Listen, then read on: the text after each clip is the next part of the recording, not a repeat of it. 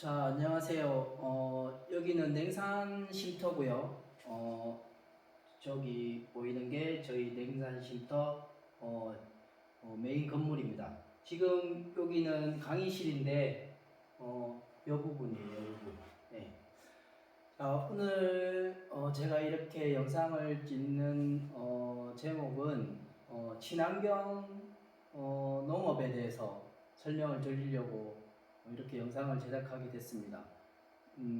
그러면 뭐 제가 많이 서툰데 영상을 이렇게 혼자 찍는 게 앞에 사람이 있는 것보다 더 힘들고 좀 서툴더라고요.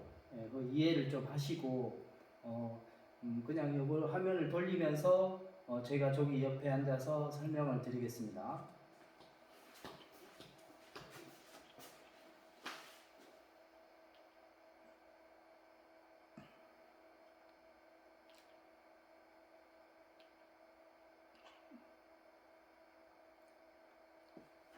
자, 친환경 농업.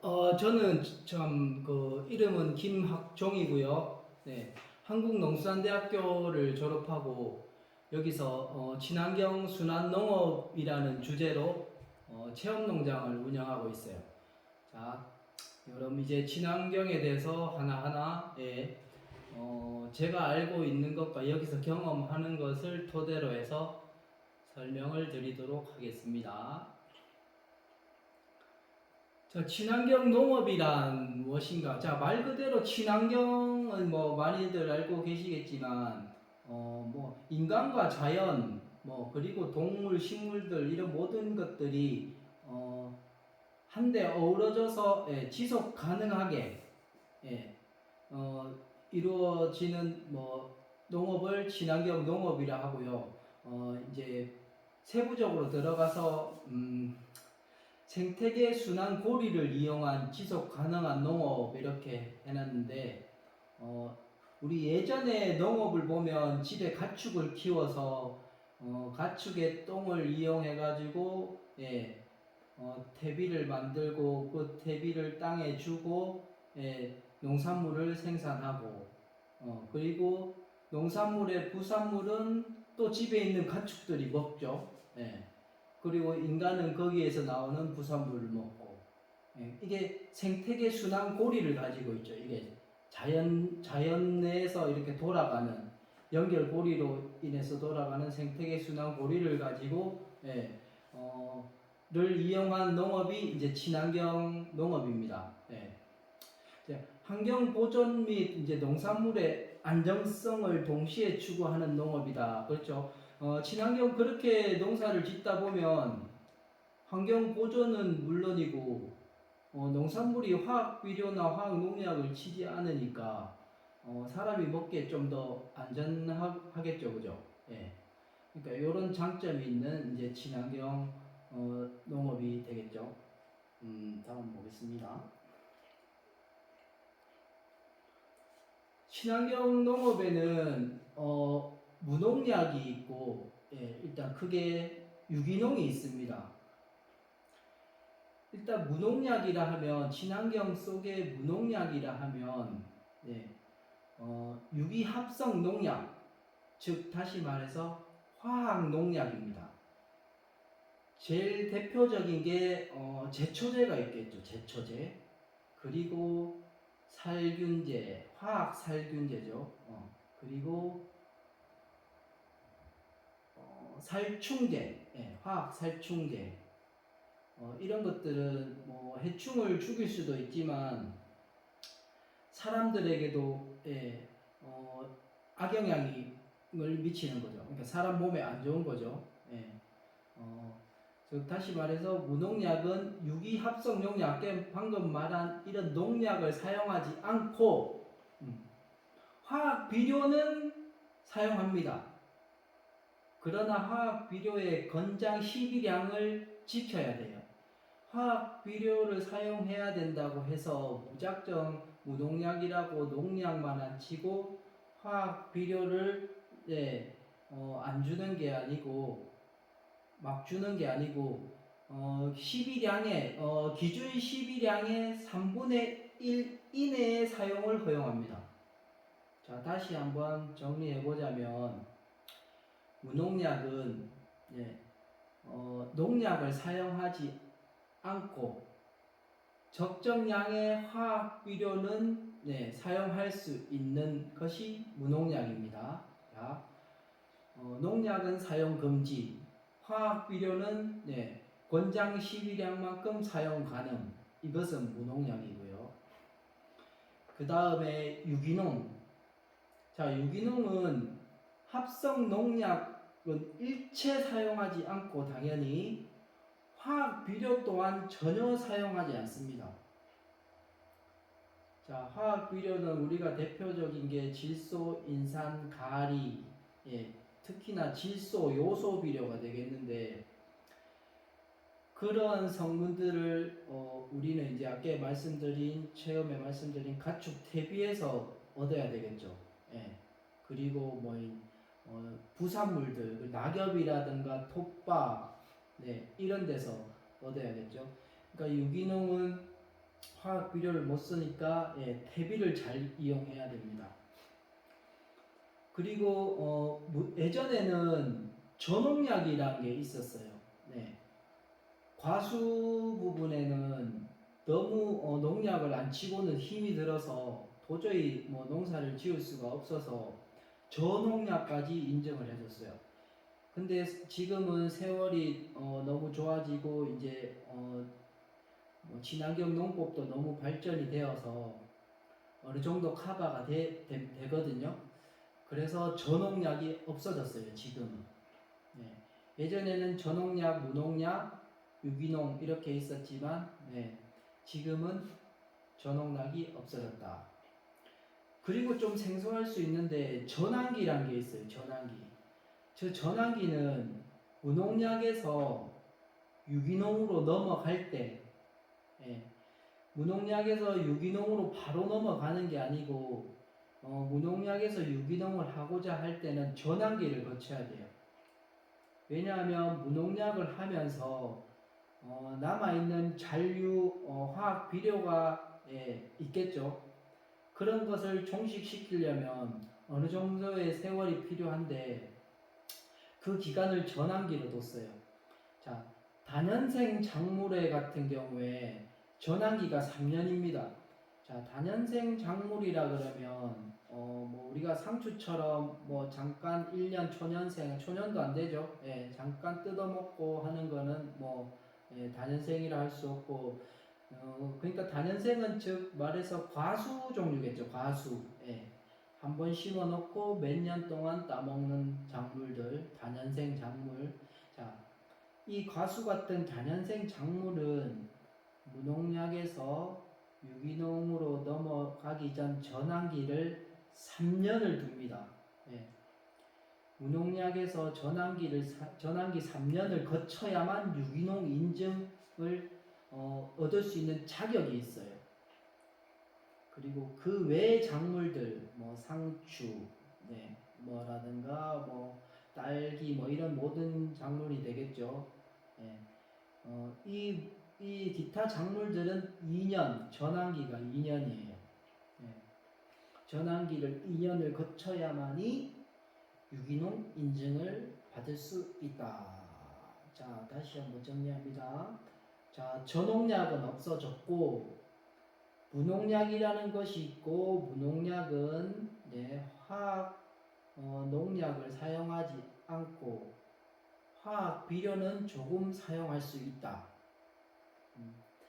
그리고 전환기라는 것이 있는데 전환기는 유기농으로 가기 전의 단계로 다년생 작물은 3년, 그 외 작물은 2년이 걸린다. 그리고 유기농 농업은 유기합성 농약과 화학 비료를 절대 사용하지 않는 농업이다. 굉장히 어려운 농업이죠. 농업의 친환경의 끝이 유기농입니다. 다음 넘어가겠습니다. 자, 친환경 농업의 인증에 대해서 한번 알아볼 건데요. 처음에는 이제 예전에는 농산물 품질 관리원에서 저거를 맡는데 농산물품질관리원에서 예전엔 직접 심사를 하고 했어요. 그런데 지금은 각 지역마다 업체들이 있어요. 업체들한테 이관이 됐거든요. 예. 그 업체들한테 인증 승인을 할 수 있는 업체들한테 신청을 하면 되는데, 네. 인증 신청은 그렇게 하면 되고, 자, 그 다음에 인증 신청을 하면 인증 심사를 하겠죠. 자, 인증 신청하고 인증 심사를 받으면서 준비해야 될 게 있습니다. 자, 최초 농산물이 심겨져 있어야 돼요. 내 밭에. 그래서 그 농산물을 검사를 해야 됩니다. 채취를 해서. 야, 무농약인 것 경우에는 작물을 채취해서 화학 농약이 검출되어서 안 되겠죠. 네, 그런 것들을 검사하는 겁니다. 예. 그리고 토양, 예.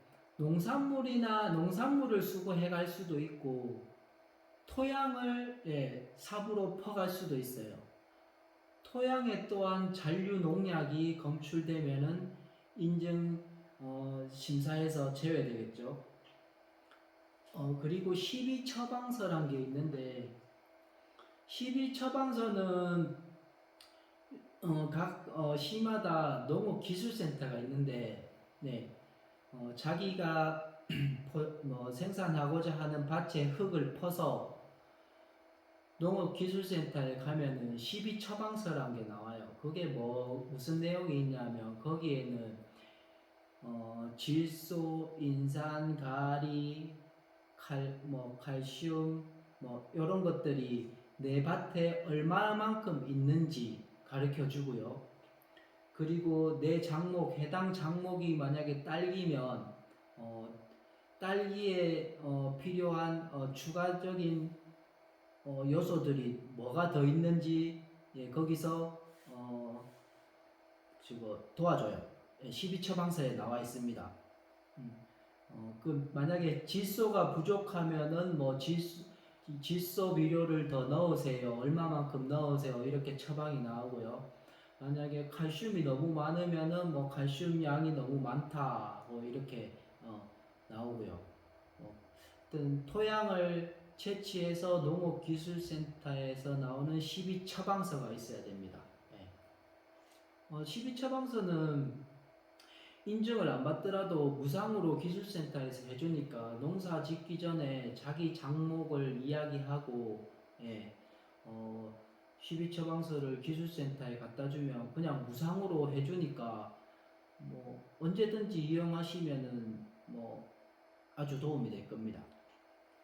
그리고 영농일지가 있어야 됩니다. 영농일지. 내가 작년, 저작년, 최근 2년간의 영농일지를 작성이 되어 있어야 돼요. 그 영농일지에는 이제 내가 언제 무엇을 했고 무엇을 심었고 종자는 언제 어떻게 났고 하는 이제 농업일기겠죠. 농업일기. 농작물에 자라는 일기, 생산일기. 요게 꼭 있어야 되고요. 그리고 생산계획이 있어야 돼요. 생산계획이라 하면 내가 내년 언제 딸기를 파종을 해서 그거를 이제 키워서 정식을 하고 수확은 언제 하고 이런 것들을 이제 생산계획이죠. 이게 생산계획이 있어야 되고요. 그리고 자재 구입 확인서가 있어야 돼요.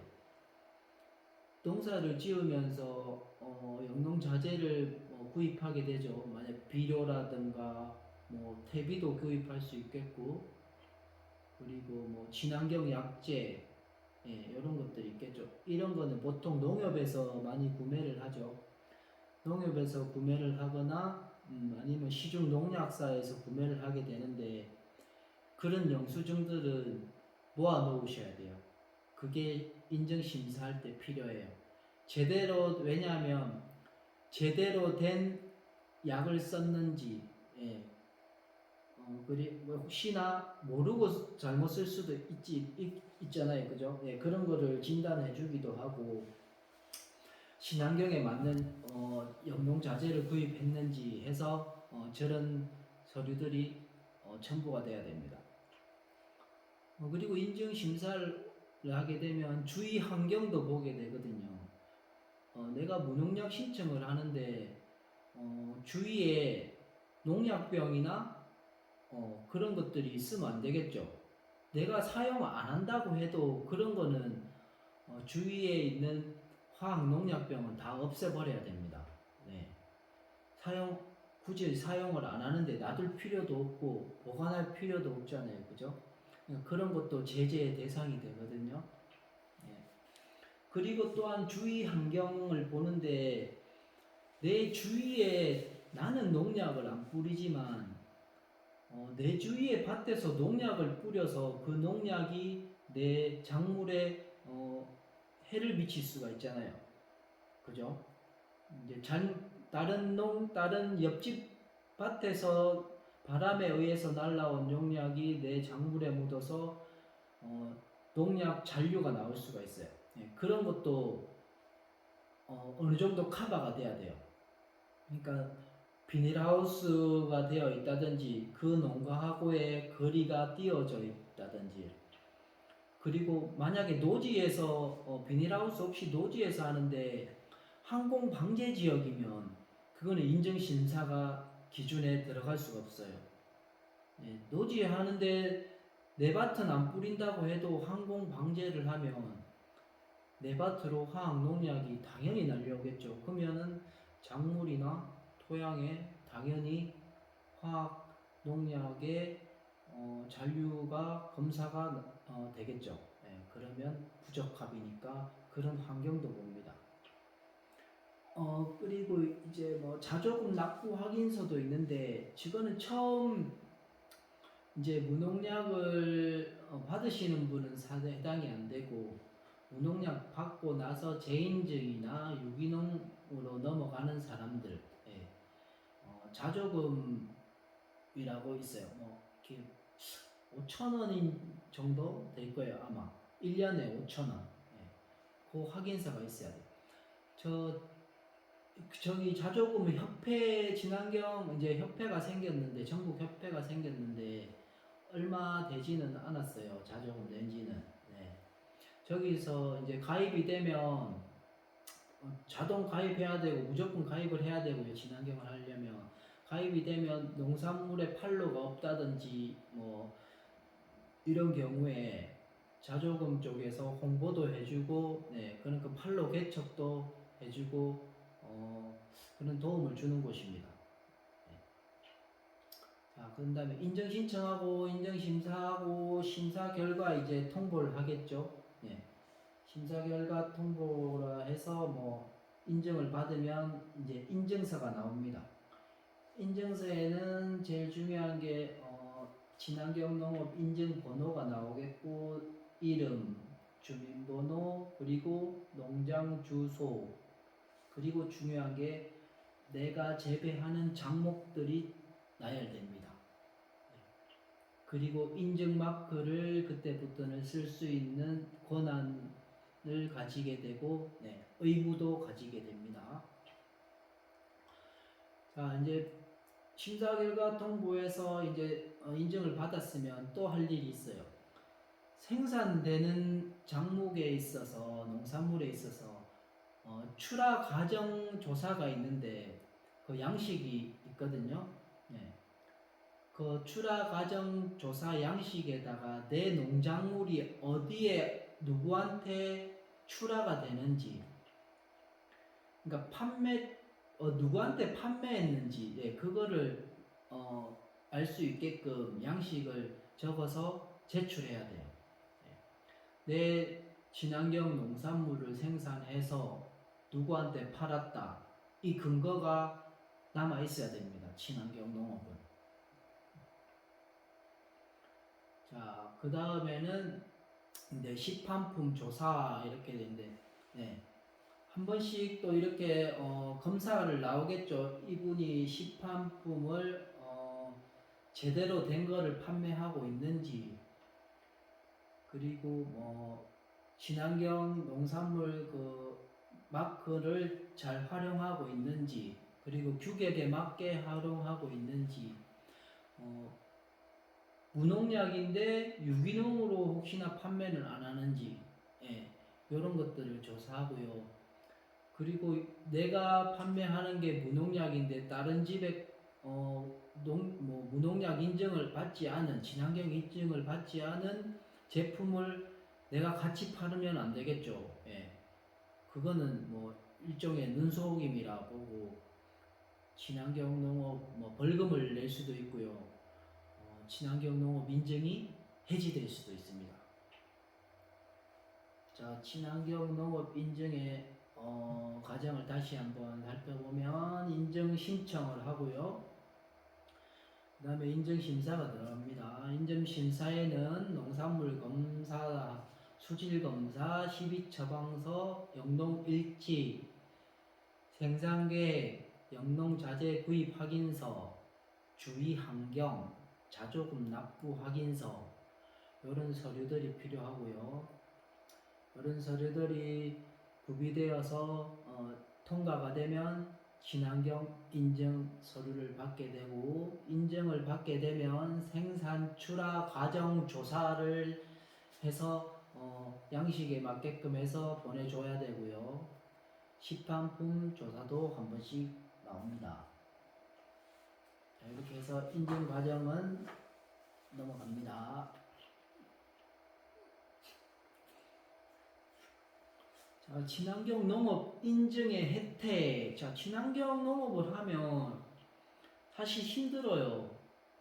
화학 농약 같은 경우에는 뭐 가격도 5,000원짜리 하나 사가지고 강하게 한번 치면 병해충도 잘 죽고, 질병도 뭐 금방 없어지는데, 친환경을 하는 경우에는 농자재 가격도 너무 비싸고 만들어서 쓰자니 너무 번거롭기도 하고, 물론 또 비용을 만들었으면 비용을 엄청 줄일 수는 있어요. 근데 그게 쉽지는 않습니다.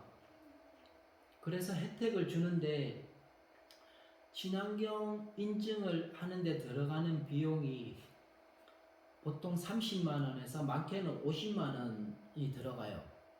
근데 이 인증 비용을 30만원 내외 안에서, 그거는 지역마다 좀 틀리더라고요. 30만원 내외 안에서 지원을 해줍니다.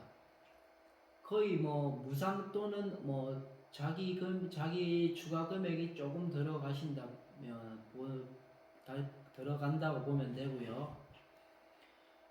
그리고 재배 면적에 따른 친환경 직불금, 친환경을 한다고 해서 뭐 노고가 많습니다, 뭐 이런 식으로 뭐 직불금을 줍니다. 벼 직불금처럼 친환경 하시는 분들 직불금이 있어요.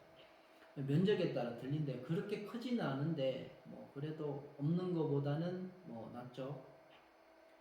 그리고 지역에 따라 친환경 홍보 행사 지원 사업이 있어요.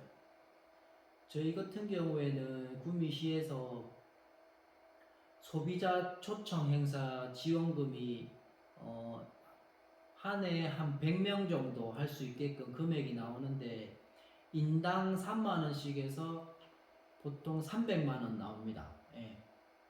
그 행사는 어떻게 진행되냐 하면 소비자를 초청해요. 농장에 소비자를 초청해서 농장을 소개하고 친환경을 홍보하고, 그리고 농장에 나오는 농산물을 이용해서 뭐 선물을, 그분들이 갈 때 선물을 준다든지 그걸 이용해서 식사를 대접한다든지, 이렇게 하는 홍보 행사 지원금이에요.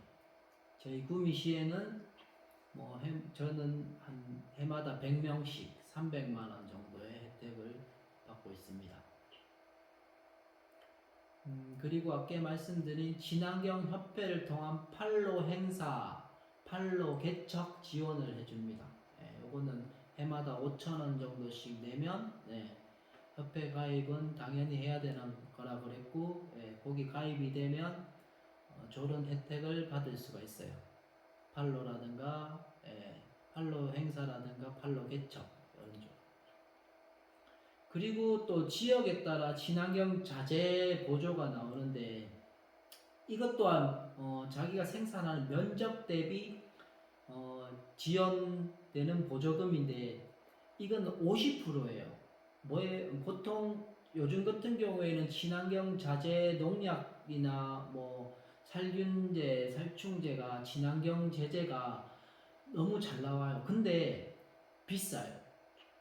보통 농약은 뭐 5,000원에서 10,000원 한다 그러면 친환경 농약은 25,000원, 보통 25,000원에서 30,000원이에요. 그렇기 때문에 반의 금액을 지원해 3만원 같으면 친환경 자재 보조비로 15,000원을 줘요. 그러면 자부담은 15,000원이 들어가는 거예요. 그렇게 따지면 일반 농약 값하고 거의 차이가 안 난다고 보시면 돼요. 예. 저런 것도 있으니까 요즘에는 예전보다는 친환경 농업하기가 저런 보조나 이런 것들 때문에 금액적으로는 조금 많이 좋아졌어요. 근데 몸은 아직도 뭐 좀 많이 피곤하긴 한데 금액적인 보조는 많이 좋아졌다. 자, 다음 보겠습니다.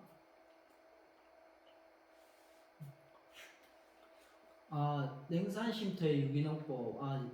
요거는 다음 강의로 넘어가도록 하고요. 지금까지는 친환경에 대해서 알아봤고, 친환경 인증을 어떻게 하는지, 친환경이 뭔지 이렇게 간단하게 알아봤습니다. 이렇게 해서 1강은 마치도록 하겠습니다. 아유, 듣느라고 고생하셨습니다. 2강에서 뵙겠습니다.